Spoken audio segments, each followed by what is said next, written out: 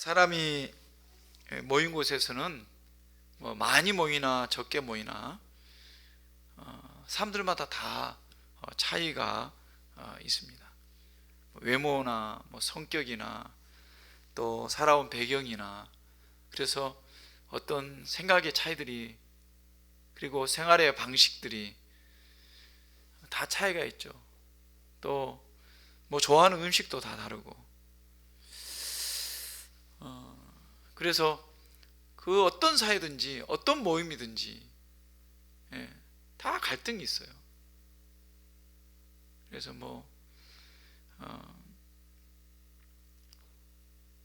제가 속해 있는 어떤 테니스 클럽에도 가보면 생각하는 게 다 달라요. 어떤 사람은 이렇게 테니스를 치는데 좀 초보라서 가르쳐 주면은 그것에 굉장히 고맙게 생각하는 사람이 있는가 하면, 어떤 사람은 그렇게 가르쳐 주는 것을 굉장히 기분 나빠하는 사람이 있어요. 똑같이 하는데도 그런 경우가 있고요. 또 어떤 사람은 가르쳐 주는데 굉장히 나무라면서 가르치는 사람이 있는가 하면, 어떤 사람은 가르쳐 주는데 굉장히 기분 좋게 가르치는 사람이 있어요. 방식이 다 달라요. 근데 그것 때문에 갈등이 생겨가지고 클럽을 나간다든지 뭐 그런 것들이 생기죠. 교회도 마찬가지예요. 모두가 하나님을 믿고 예수님을 주로 고백하는데, 그 믿음을 실천하는 데 있어서는 그 방식이나 생각이나 그런 것들이 차이가 있다고 하는 것이죠. 어떤 사람은 주일에 예배 나올 때는 정장을 입고 예배를 나와야지. 뭐 교회가 시장도 아니고 그냥 입도 입고 그대로 나오면 어떡하냐. 그래서 그렇게 입고 나오는 사람들을 이렇게 뭔가 잘못되는 사람이라고 이렇게 말하는 사람인가 하면, 어떤 사람은 겉모습이 뭐가 중요하냐, 정말로 우리의 그 마음, 어떻게 하나님 앞에 마음으로 준비해서 그렇게 나오는 것이 더 중요하지, 그렇게 말하는 사람도 있는 겁니다. 이 두 사람이 만나면 다툼이 생길 수밖에 없어요. 또 어떤 사람은 특정한 음식은 먹으면 안 된다. 어떻게 예수 믿는 사람이 그런 걸 먹을 수 있냐, 그렇게 말하는가 하면, 음식은 다 하나님 주신 건데 무슨 차이가 있냐. 미국의 어떤 교회에서 선교사님을 파송했는데, 그 선교사님이 선교 보고를 하면서 아마도 이 동양의 선교사로 파송됐던 것 같아요. 그 돌아와서 선교 이제 보고를 하면서 이 보신탕 먹은 이야기를 했나 봐요. 나중에 그 보고회가 다 끝나고 성도들 사이에서 문제가 생겼습니다. 어떻게 본시탕을 먹을 수 있냐, 선교사가. 우리나라 같으면 옛날에 이런 거 하나도 문제가 안 됐겠죠. 요즘 우리나라도 마찬가지일 거예요. 왜냐하면 외환견을 많이 키우고 자기 식구라고 생각하잖아요, 요즘은요. 그래 반려견이라고 하잖아요. 그러니까 반려견을 키우는 사람 입장에서는 도저히 이해가 되지 않는 거죠. 그러니까 미국 사회에서 그런 분위기가 있었던 것 같아요. 그래서 선교사 파송을 취소하자고 하는 그런 편과, 그렇지 않고 그쪽 문화 때문에 그렇다라고 그것을 이해하자고 하는 목사님과 이런 갈등이 굉장히 깊었다, 그런 이야기를 들었습니다. 정말 차이가 많죠. 근데 로마의 교회를 비롯해서 초대교회에서도 이런 갈등들이 되게 많았습니다. 교회에 갈등이 있는 것, 이것이 사실은 우리가 초대교회로 돌아가자 그러잖아요. 초대교회처럼 훌륭한 교회도 그런 갈등이 있었다는 거예요. 갈등이 없는 교회가 있을 수 없습니다. 왜냐하면 지상에 있는 교회는 완전한 하나님 나라가 아니에요. 갈등이 있을 수밖에 없죠. 로마 교회도 이런 문제에 대한 갈등이 있었습니다.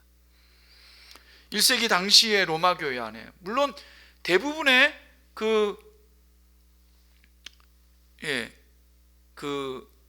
이런 그리스 지역, 그런 지역의 헬라 교회들은 대부분의 교회가 이방인들과 유대인들이 같이 있는 교회들이었습니다. 그래서 유대인들 중에서도 신앙이 좋은 분이 있고 또 이방인 중에서도 신앙이 좋은 사람들이 있죠. 그런데도 불구하고 신앙이 좋지만, 믿음이 좋지만, 그 안에 어떤 신앙의 연륜도 있지만 그 안에 어떤 갈등이 또한 있었다는 거죠. 특별히 유대인 성도들은 로마 사회에서 파는 그런 육고기들은 먹지 않는 것이 좋다, 그렇게 판단을 했습니다. 왜냐하면 그때 당시에 로마 사회는요, 우상들이 가득한 나라였잖아요. 그래서 짐승을 잡을 때 우상에게 바치고, 그리고 그 짐승을 잡고 그것으로 팔든지 나눠 먹든지 했다는 것이죠. 그래서 시중에 파는 그런 대부분의 고기들이 우상의 제단에 바쳐진 고기였다라는 것이 학자들의 이야기입니다. 그러니까 그런 고기를 먹는다는 것은 유대인 교회 성도들 입장에서는 이것은 우상의 고기를 먹는 것이나 다름없다, 이렇게 생각하는 것이죠. 율법에 대해 오랫동안 그 전통을 갖고 있었기 때문에, 그러니까 경건히 살려면은 우상의 제물인 고기를 먹지 말고 채식을 해야 된다, 그렇게 주장을 했습니다. 그러면서 노골적으로 그런 고기를 먹는 성도들, 이방인 성도들이야 다 그런 건 아니지만 어쨌든 이방인 성도들을 향해서 그렇게 했을 가능성이 많죠. 비판하고 비난했다는 것이죠.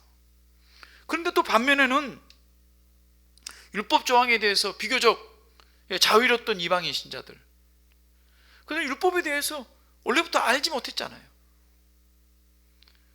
예수 믿고 구원받은 우리가 모든 것에 다 자유하지 않느냐, 어떤 음식을 먹는가 거기에 어떻게 구속당할 수가 있느냐, 너희가 그렇게 하나님의 백성이라고 지금까지 그런 전통을 가져왔는데도 불구하고, 그리고 이렇게 복음을 믿음에서도 불구하고 어떻게 음식 때문에 거기에 구속을 당할 수가 있느냐, 겉으로는 너희가 경건한 것 같지만 정말 너희가 신앙이 없다, 말로만 너 신앙이 있는 거 아니냐, 이러면서 서로 비난하고 다투었다고 하는 것이죠. 이런 상황 가운데 있는 이 로마 교회를 향해서 사도 바울이 지금 권면하고 있는 것입니다. 이러한 차이를 어떻게 받아들일 것인가, 그리고 어떻게 그런 하나됨을 지켜나갈 수 있는지, 그 원리를 오늘 본문의 말씀을 통해서 말씀하고 있습니다. 1절에 보면 믿음이 연약한 자를 너희가 봤되 그의 의견을 비판하지 말라, 이것이 사도 바울이 내린 해결책입니다. 믿음이 연약한 자를 너희가 봤되 그의 의견을 비판하지 말라. 또 뒤에 보면 서로 비판하지 말라. 물론 여기서 연약한 자는 믿음이 없는 자를 말하는 것이 아닙니다. 또 불순종하는 자를 말하는 게 아니에요. 유대주의적인 율법을 철저히 지키려고 했던 그런 유대인 성도들 중에 이런 것에 예민하고 그래서 자유를 충분히 누리지 못하는 그런 성도를 말하는 것이죠. 그래서 그 양심의 꺼리낌 때문에 채소를 먹어야 되겠다, 그렇게 작정한 사람들을 말하는 겁니다. 그런데 오늘 말씀을 보면 그 음식을 먹든지 먹지 않든지 이 두 부류의 사람을 사도 바울은 믿음이 강한 자, 혹은 믿음이 약한 자 이렇게 부르고 있습니다. 여기서 우리가 주목할 것은 이들을 옳은 자, 그른 자라고 그렇게 부르지 않는다는 거예요. 어느 쪽이 더 옳다 그렇게 구별해서 말하고 있지 않다는 것입니다. 다시 말해서 이 음식의 문제, 나중에 뒤에도 절기의 문제가 나오는데요, 음식의 문제나 절기의 문제가 진리나 어떤 본질의 문제가 아니라 비본질적인 문제다라는 것입니다. 이런 걸 가지고 옳고 그름을 따지는 것, 그것은 옳지 않다는 거예요. 오히려 더 중요한 것은 서로를 멸시하거나 서로를 비난하지 않고 서로가 서로를 용납할 수 있는 그런 교회가 되는 것이라는 것입니다. 그래서 사도 바울은 믿음이 연약한 자를 너희가 받으라.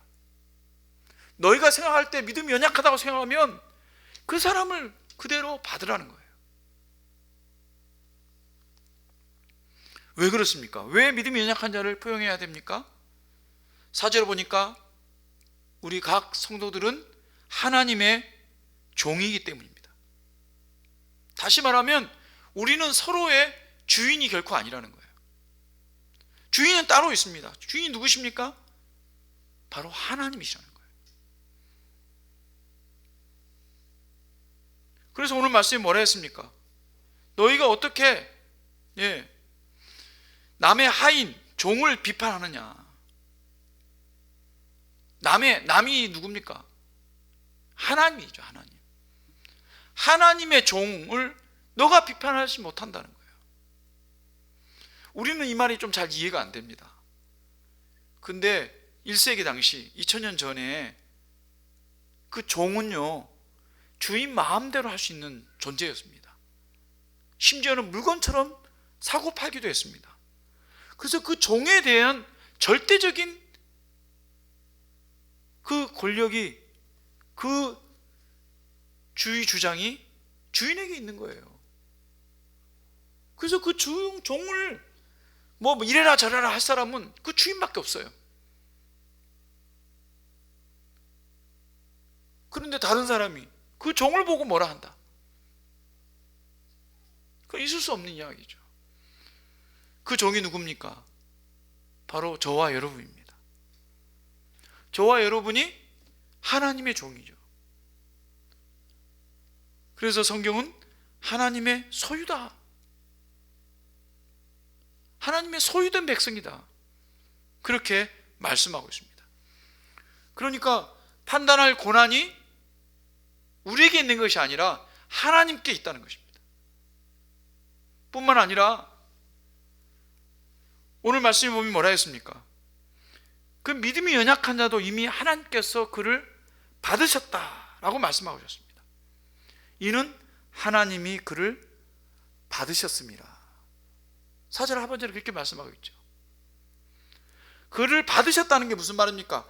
그를 하나님께서 용서하시고 용납하시고 그 모든 것들을, 그의 모든 단점과 연약함과 부족함과 그런 어떤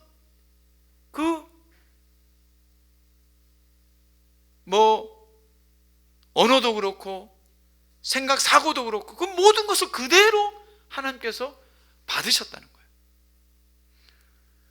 그런데 우리가 왜 그것을 판단하냐, 그렇게 말씀하고 있는 겁니다. 사랑하는 여러분, 좋은 교회가 어떤 곳입니까? 어떤 교회입니까? 한마디로 서로 받아주고 비판하지 않고 용납하는 교회가 진짜 좋은 교회입니다. 믿음이 좋은 사람이나 약한 사람이나 모두가 잘 어울릴 수 있는 교회, 그런 교회가 좋은 교회예요.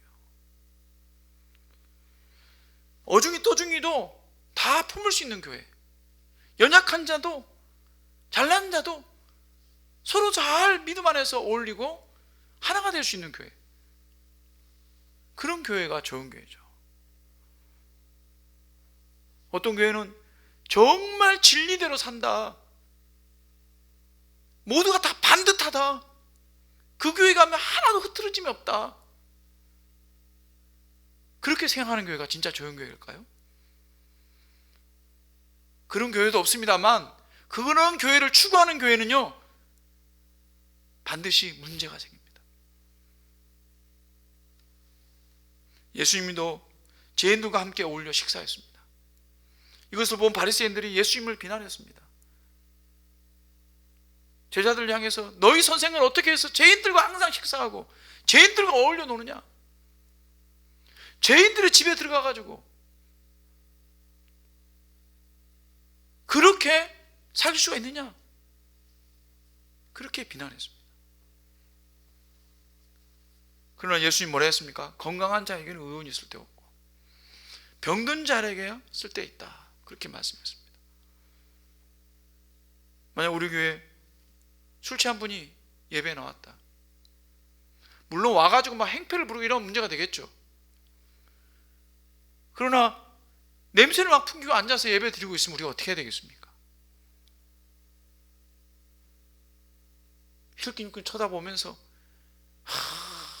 뭐 저런 사람이 와서 예배를 드리노, 우리가 그런 질시의 눈으로 바라본다면 그 사람이 결코 예배 자리에 앉아 있을 수 없을 겁니다. 무슨 사연이 있든지, 무슨 어려움이 있었든지, 아니면 어떤 특별한 이유가 있기 때문에 앉아 있을 수 있는 거죠. 우리가 그 사람을 보듬고 이해하고 용납할 때 그 사람은 하나님 백성으로 그렇게 설 수가 있는 것이죠. 용납하는 교회, 받을 수 있는 교회, 그런 아름다운 교회를 만들어가는 저와 여러분 되시기 바랍니다. 5절 말씀에 보면 이날을 전날보다 낮게 여기는 사람이 있고 모든 날을 같게 여기는 사람이 있으니 각각 자기 마음으로 확정할지니라 그랬습니다. 어떤 사람은 절기나 특정 날을 중요하게 여기는 사람들이 있습니다. 그래서 그 날을 굉장히 귀하게 생각하죠. 그래서 그 날을 특별히 유대인들은 율법에서 말하는 반드시 지켜야 될 절기들, 유월절, 오순절, 그리고 나팔절, 속죄절, 그 외에 불임절, 뭐 이런 것들을 철저하게 지켰습니다. 너무너무 중요하게 여겼죠. 그것뿐만 아니라 날과 시, 뭐 이런 것도 따지는 경우도 있었죠. 특별히 안식일 시간을 따지죠. 그래서 언제부터 안식일이냐, 그 시작점, 언제부터 안식일이 끝나냐, 그 안식일 전과 후는 전혀 다르거든요. 그러니까 그걸 따지는 거죠. 그런데 어떤 사람은 날이 뭐가 중요하냐, 모든 날이 다 하나님께 주신 날이고 모든 날이 다 하나님께서 우리에게 축복으로 주신 날인데 다 중요하게 여겨야 되지, 다 기쁘게 여겨야 되지, 다 하나님께 감사해야 되지, 이렇게 생각하는 사람들이 있는 거죠. 어떤 교회를 가니까 올상 예배를 드리더라고요. 올상 예배 매월 첫째 날, 그래서 그 날이 주일이면 그 다음 월요일 날 해가지고 올상 예배를 드려요. 그래서 첫날을 성경에 보면 구약에는 올삭이라는 것을 올삭 감사제를 이렇게 드렸거든요. 그러니까 한 달을 시작하면서 우리가 한 해를 시작하면서 중요하게 여기잖아요. 그러니까 한 달을 시작하는 것도 중요하게 여기는 거죠. 내가 한 주를 시작하는 주일이 또 중요하다고 여기죠. 그래서 그거를 굉장히 중요하게 여기는, 그런데 그걸 안 지키는 교회를 보면서 야, 어떻게 월삭도 안 지키냐, 그렇게 말하는 분들도 있어요. 그런데 중요한 건 뭡니까? 각각 자기 마음으로 확정해라. 자기 마음으로 확정해라. 사도 바울은 한 가지 방식이 옳다고 말하지 않습니다. 오히려 중요한 것은 하나님께 향하는 우리의 마음과 또 확신이라고 하는 것입니다. 그래서 이렇게 다른 것들에 대해서 우리가 어떤 확신을 가져야 되느냐, 그것이 한 가지 공통적인 그런 조건이 있다고 하는 것이죠. 그게 무엇입니까? 오늘 7절 말씀을 같이 한번 읽어보면 좋겠습니다. 7절 말씀, 7절 8절 말씀 시작. 우리 중에 누구든지 자기를 위하여 사는 자가 없고 자기를 위하여 죽는 자도 없도다. 우리가 살아도 주를 위해 살고 죽어도 주를 위하여 죽나니 그러므로 사나 죽으나 우리가 주의 것이로다. 아멘. 네. 여기에서 공통적인 우리가 조건이 있어야 돼요. 그것은 무엇이냐면, 이렇게 생각할 수도 있고 저렇게 생각할 수도 있지만 이것이 주님을 위한 것이냐, 진짜 주님을 위해서 그러냐. 만약 주님을 위해서라면 우리가 죽어도 좋고 살아도 좋다는 거예요. 이래도 좋고 저래도 좋다는 거예요.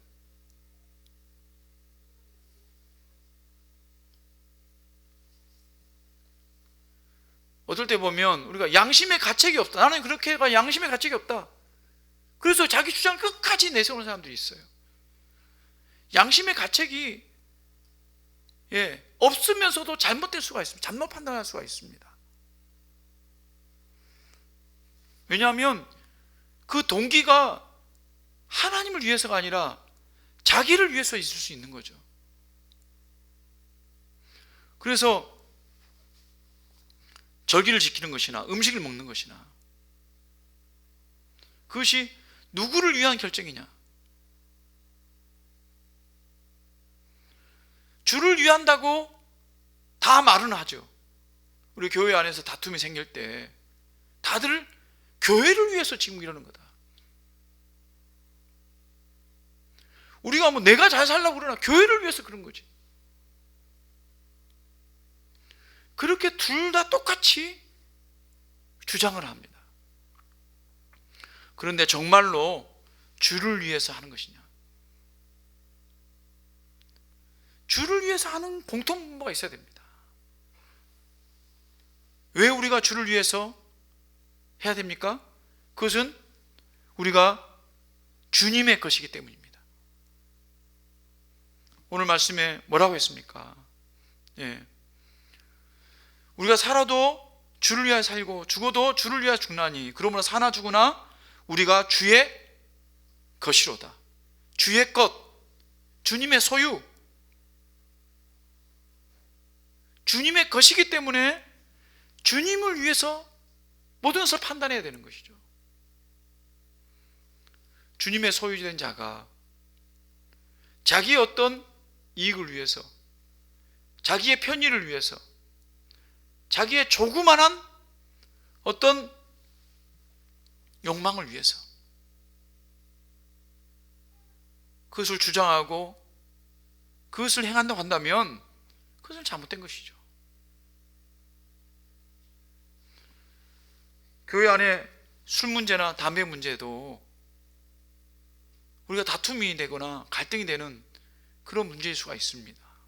특별히 우리 고신교회에서는 그런 문제에 대해서 좀 강하게 이야기를 합니다. 전에 있었던 교회에서도 교회 다니는 분들 중에서 많은 분들이 담배를 피는 분들이 있었어요. 그런데 교회 분위기가 교회 와서 어떻게 담배를 피냐 이거예요. 여러분은 어떻게 생각합니까? 성경에 담배 피지 말라 말이 없어요. 그렇지 않습니까? 그럼 무엇으로 판단하냐 이거죠. 이것은 구원에 관계된 일은 아닙니다. 하지만 건덕에 관계된 문제죠.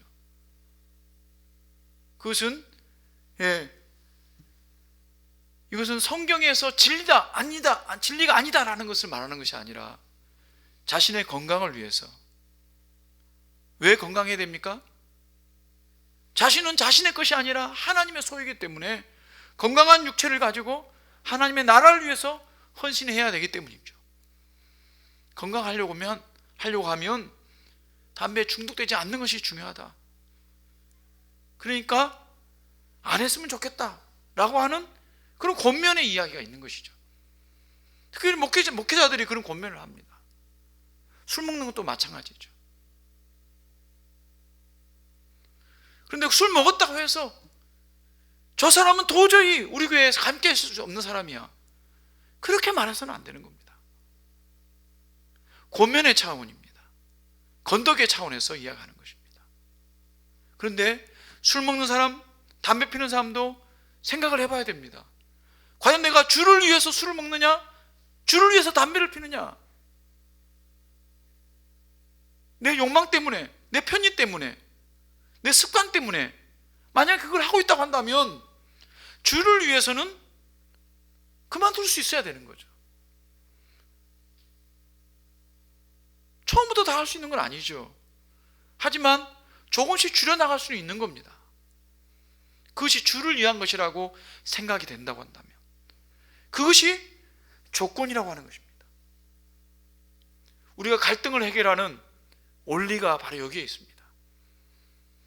진정한 믿음을 가진 사람들은 예수님에게 관심을 가지고 있습니다.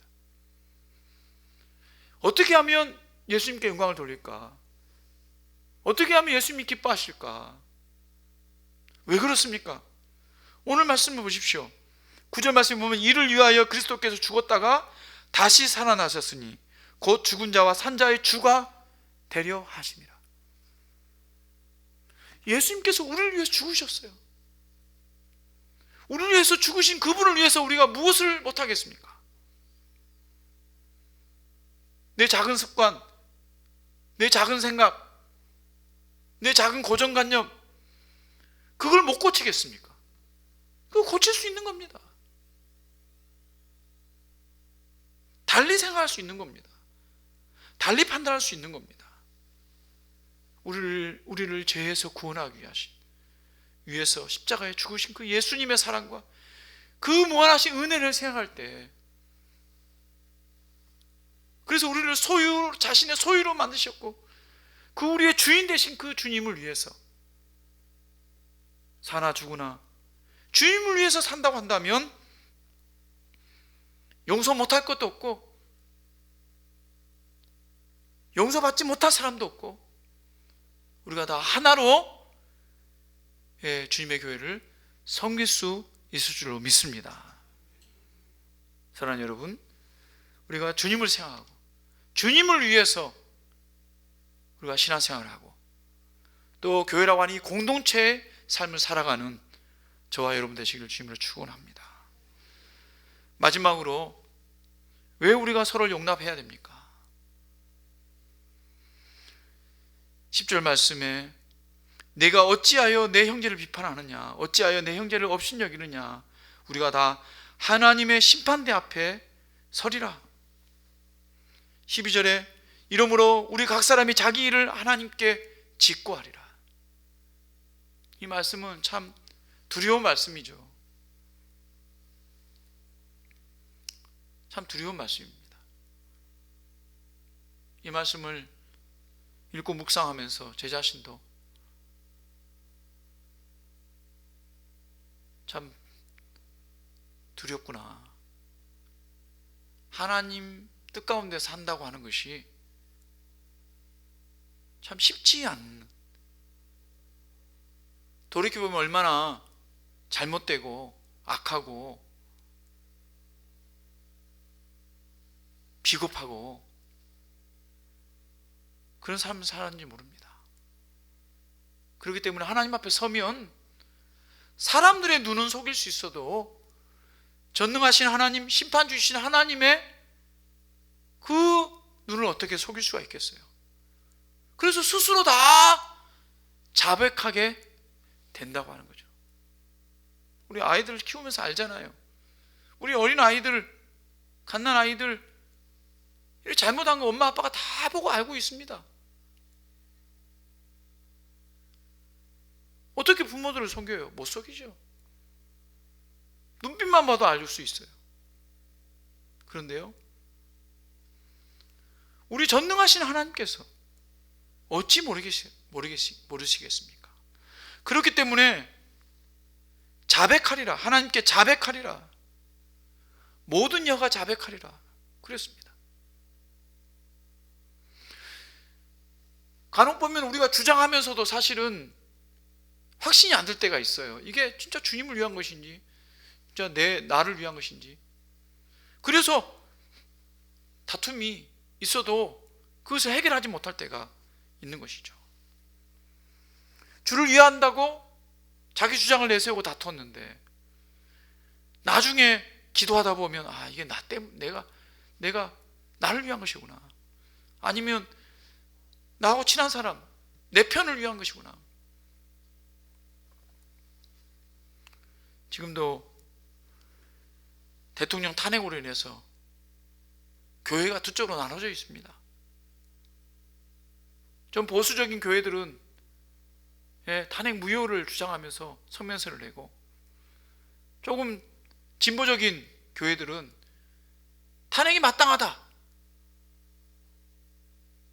그런 성명서를 냅니다. 어떻게 같은 하나님을 믿으면서 어떻게 정반대의 결론을 가지고 이야기할 수 있냐. 정말 안타깝습니다. 근데 우리가 서로 생각할 때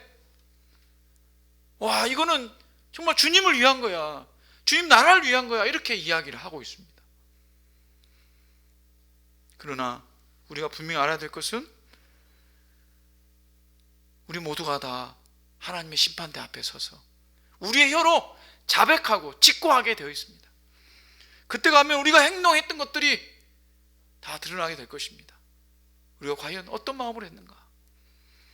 우리가 그것을 생각하게 된다면 우리가 한마디 말을 하고 한 가지 행동을 할 때 정말 신중하게, 그리고 상대편의 사람들, 형제들, 자매들을 위해서 배려하면서 하게 될 것입니다.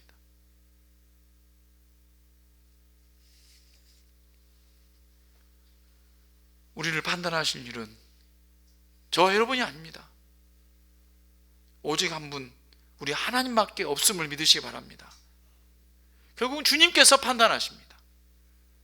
그 주님께 맡겨드리고 오직 사나 죽으나 하나님 뜻대로 하겠습니다. 그러면서 우리 형제들을 용납할 수 있는, 그래서 하나님께 기뻐하시는 그런 참 좋은 우리 살아나는 교회 되기를 주님으로 축원합니다.